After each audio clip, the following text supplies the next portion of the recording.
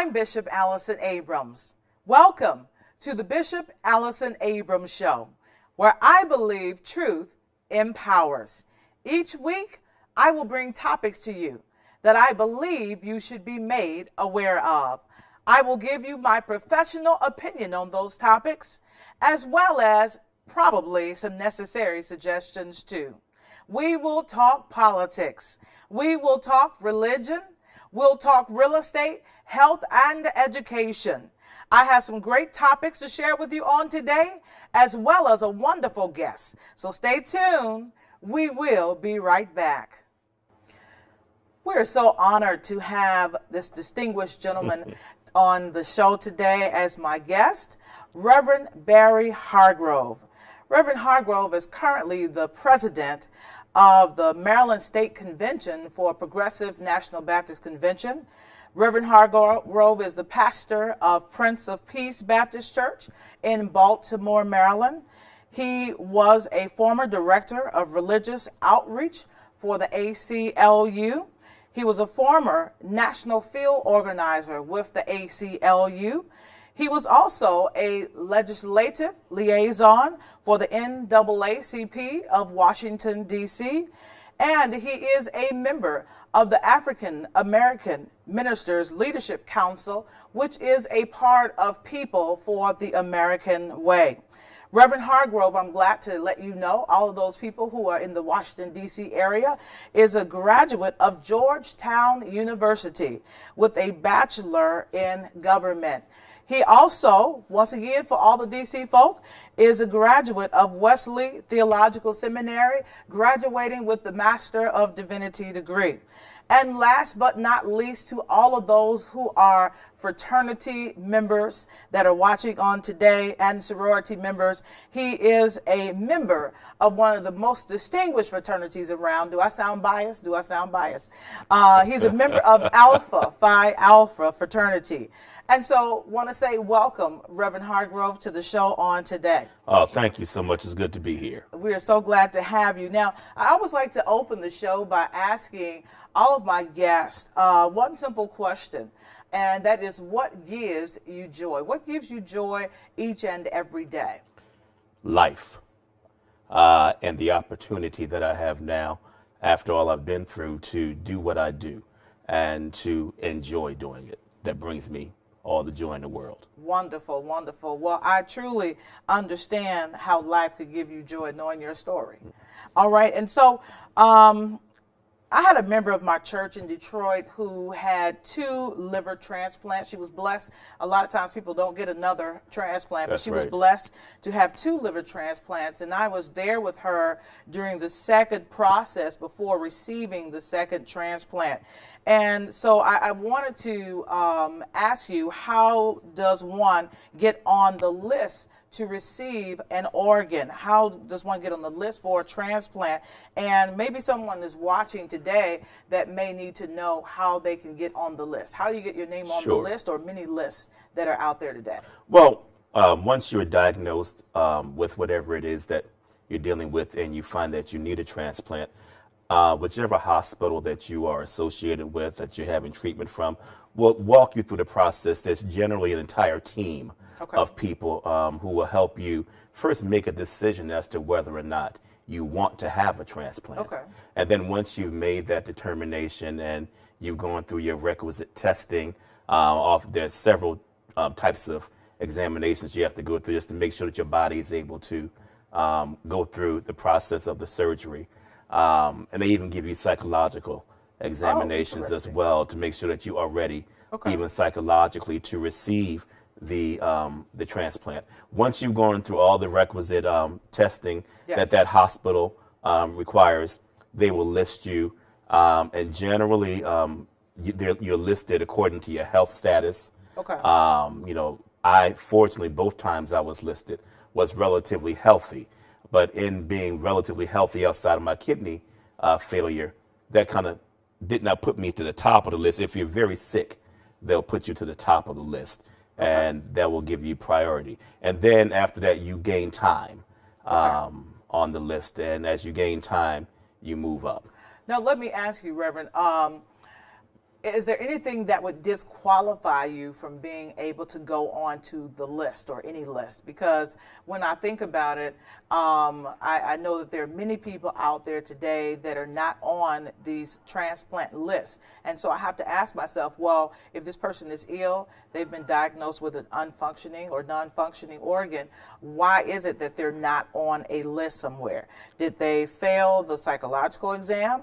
Is it because they may be a smoker? Is it because they may be someone who drinks alcohol, whether a lot or occasionally? What would disqualify a person from being on the list? And that can be difficult to generalize. It depends on the hospital Okay. and the program, I believe, oftentimes. But there are just some baseline things. Sometimes you're just not strong enough Okay. physically Okay. to go through the process. Other times you just may not be emotionally ready for whatever reason they're determined. And that might be an issue. Some people, they find that they will not be able to take care of themselves following a transplant. And that's major. Yes. That, you receive this gift, you have to be able to be a good steward Exactly. of what you've been given. So there are any number of reasons, again, depending on the program that you're going with. Okay. Okay. And thank you for sharing that and bringing to, I guess, my attention about the psychological process, because I've never really considered that they would take a patient through the psychological examinations just to make sure they're prepared Absolutely. for this transplant. Now, you being a transplant recipient, I wanted to ask, what does this transplant process look like? Where does it start? I have a member of my church now who currently needs a kidney, and there may be somebody watching who may need a kidney. So where does this process start? And when I say that, I mean, okay, you're on the list and they've moved you up, and so now there may be something available to you.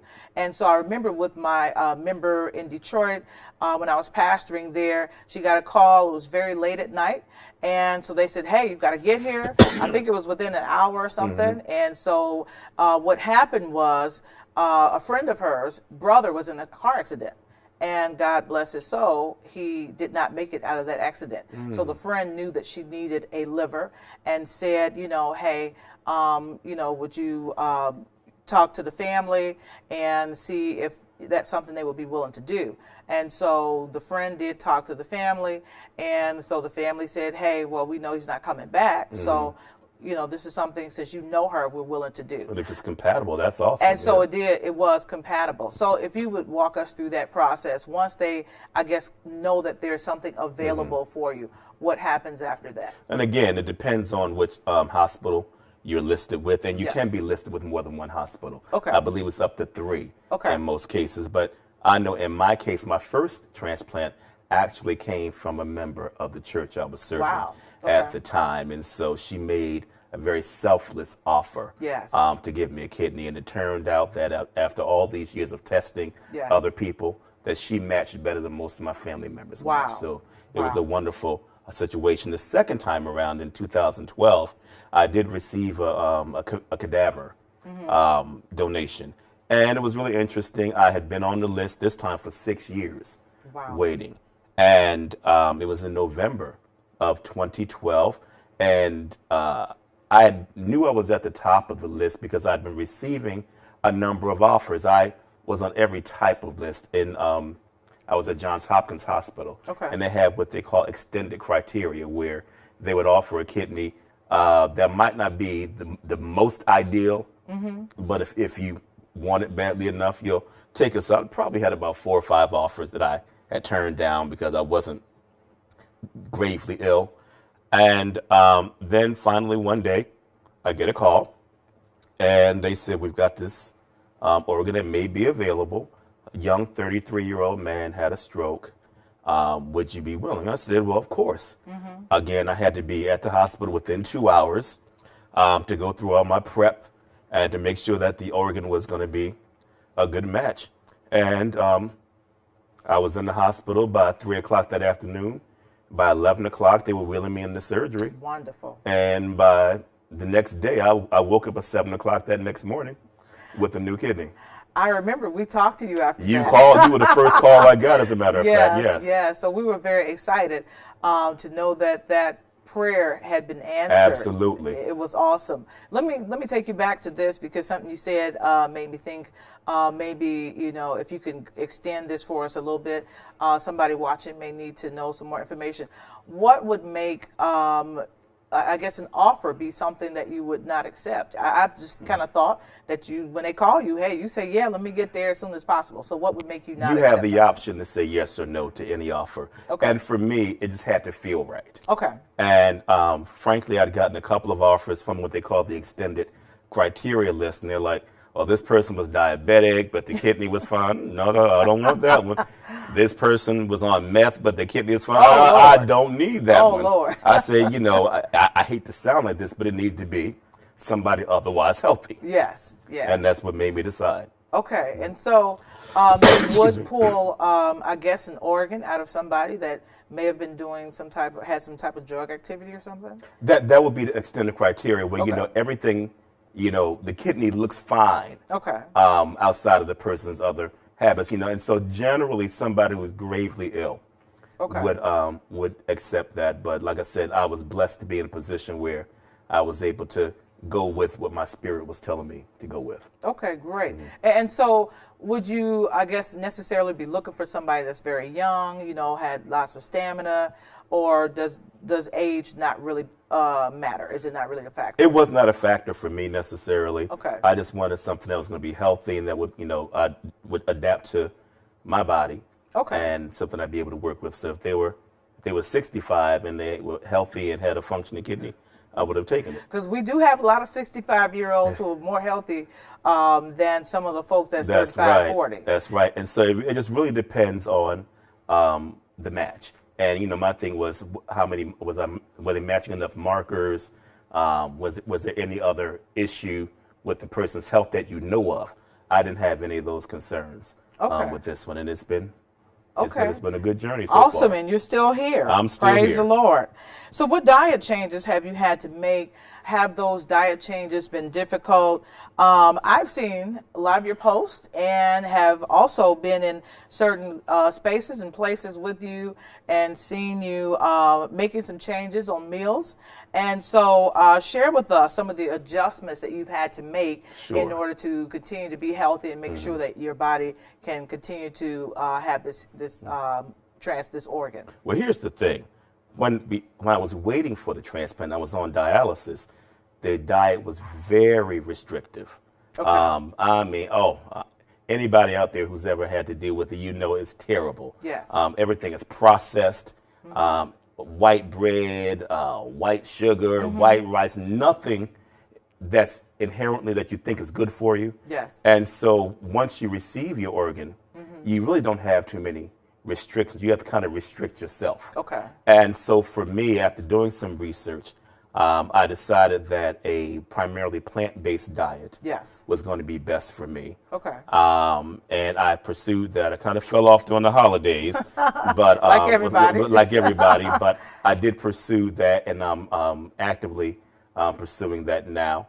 And because you're on so many other types of medications, I found that I had to be very careful. One thing that every transplant patient is going to be on is are steroids, specifically prednisone. Yes. Prednisone will make you hungry. Yes, it will. It'll make you want to eat everything and get Right. fat. And you have to really be careful of that. And so being mindful of that, I've tried to really tailor my intake according to that, because I can sit down and eat a bag of chips and not think anything of it, but you have to substitute chips now for kale or something. Oh, yes. Now, those kale chips are pretty good. They're pretty good, but it ain't like a Lay's I know barbecue it potato ain't. chip. I know it ain't.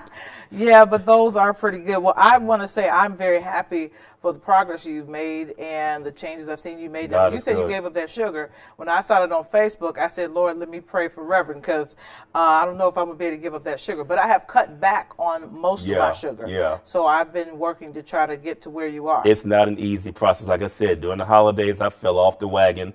I've been back on for about maybe 8 or 10 days, and I'm going through my attitude adjustment right now. Oh, my Lord. I mean, I feel sorry for anybody in my space. Oh, Lord. Yeah, the mood swings between the prednisone and the lack of sugar, the mood swings are a little Exactly. interesting. Exactly. Okay. And so I wanted to make sure that I asked you, where has your faith been in the midst of all of this, especially when you were waiting for the organ? Sometimes in waiting on God, and I don't have to tell you this as pastor to pastor, waiting on God and waiting for God to move and waiting on God to answer, sometimes we can get a little weary. And no matter how much we preach to people, how much we go and pray for other people, when it happens in our lives, it's a little different. And so how have you been able to maintain your faith, stay focused, and still be able to, while you're waiting on your transplant, while you're waiting on another organ, how are you able to still be able to encourage others and to minister to others and still preach and have the same, charismatic spirit and just do all that you were doing? It's difficult, but faith is not easy. And just by way of background, I'll tell you, with my second bout with my organ failure, it happened right after I got called to Prince of Oh, Peace. wow. I Wow. moved to Baltimore in February. Yes. The first week in February of 2006. By President's Day, I was Wow. in the hospital Wow. 10 years ago this week. Wow.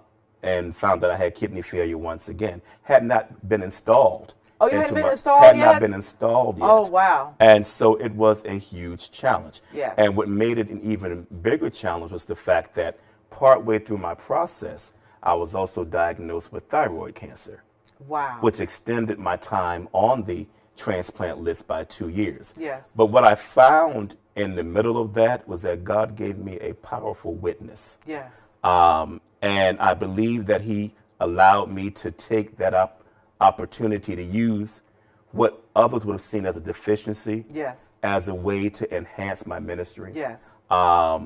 You can't strengthen your faith. I don't believe that God gives you more faith. You have to strengthen what you have. And, he gave me faith, but it was a matter of building upon it. Yes. And like a muscle, you have to work it. Yes. And so it worked my faith to the point where people, I think, may have thought I was delusional, because I knew that I was going to be healed. Amen. I knew that I was going to get through Amen. this, and that this was just a temporary situation, as it turned out to be. Yes. And so it just became a matter of, there's an old song that Donna McClurkin did, after you've done all you can do to stand. Yes, just stand. That was my Wow. That was my theme song for Yes. a long time. You just have to Yes. stand, be faithful to what God has called you, and then really depend on his promises. So that's what I did. Yes. And people, unfortunately, Reverend Hargrove, will think that you're crazy because they're not seeing what you're seeing. Right. And they don't know what you know. And God has not given them what he's given you. Exactly. And so, sometimes we do look a little crazy, some of the things we're doing, but we just got to keep pressing on, knowing that if God said it, it's going to happen. And I know that I probably worried a lot of my congregation. I mean, I'd gotten real thin, and my skin complexion it was a really little brown. I dark. have to Yeah, tell you you remember today. that, Yes. yes. And so they saw the transformation that my body went through. Yes. But I really missed the Sunday in the pulpit. Right. I really missed any time from doing ministry. Yes. Because that was nothing but God. Yes. And I knew that he had called me to be more than just a sick person. Yes. Amen. Amen. Wonderful, wonderful testimony. Now, I got to just get you to say something about politics here. Oh, my. We both worked with the African American Ministers Leadership Council under People for American Way. Right. We've both worked with political groups, and I had the wonderful privilege of being an elected official at some point in Michigan, and so I want to know what you think about this political climate. I've watched the Republican debates, watched the Democratic debates. I am quite embarrassed by a lot of stuff that they're doing, and it's amazing how much hate rhetoric is going out, how much discrimination you're seeing and hearing. I'm not going to say which side it's coming from, but I know you know which side it's coming from, and so I think we are in a dangerous territory here in our country, but this climate is just, it's an election year, and so we know we kind of get over the top, but I've seen stuff this time that I don't think I've ever seen before. And so talk about the political climate, because you're an expert. I know that you've got lots of wisdom, so share with us today about this political climate we're in here in the United States. I've been voting since 1984, and have been professionally involved for years, and I've never seen it like this. Right. And the first thing I will always tell people is that we cannot sit back and complain about anything That's right. if we're not a part of the That's process. right. That's right. But I think with the climate that we're in now, I think it's very toxic. Yes. Excellent word. I Yes. think that there are, since 2008, I think some Band-Aids have been pulled off of some nasty wounds. Oh, yes. That Truly. that needed surgery in the first place instead of just a Band-Aid. right. Yes. And I think all of that is coming to the surface in so many ways. And I'm not going to mention any names, of course, but I think that the rhetoric has just been awful. There was a time when politics was still a civilized. Yes. Yes, it was. I don't want to say sport, but it was a civilized thing to be involved in. I think civility has gone the way of the dodo bird. And would you say that a lot of this has come because of the skin color of the president? I think that has something to do with it. We're seeing more people be honest. That's what it is. I think Yes. that, you know, that there's been something under the surface for a long Exactly. time. But I Yes. think that people feel a permission now. Yes. When I hear this talk about, oh, well, so-and-so is not politically correct. Yes. All that signals to me is that the person is saying stuff just off the top of their heads. Right. And they don't care Right. anymore. Politically correct does not mean that you don't care. Politically correct means that you are thinking before you open your mouth. Yes. And that you're not generalizing, that you're not spreading hate. Yes. I think that what we have now is going to the detriment of the political process. Yes. It's dumbed down Right. politics in so many ways. And again, that's why I think it's so important that we rally everybody that we can to make sure they're a part of the process. I can't tell you who to vote for. I can't tell you who to support. But if you want an end to this toxic environment that Yes, we see now, exactly. you've got to be involved in a positive way. And so how can we get these people to get out and vote? First and foremost, we need to know what their platforms are, the candidates. But we've got to mobilize the people to get out and vote. And so give us your thoughts on how to remove the voter apathy once again, because we know a lot of these Republicans got in because folks didn't go out to vote 2 years ago. And so, you know, how can we remove that? My prayer this time is that because things are so blatant and in your face, that people really see the need to protect their own interests. Yes. From whatever side you are coming at it from. That I think there's vitriol coming from all sides. Yes. And if you are concerned about your future, whether it's economically, whether it's socially, you can't sit there and allow what's happening to go unchecked. Yes. You have to be a part of it.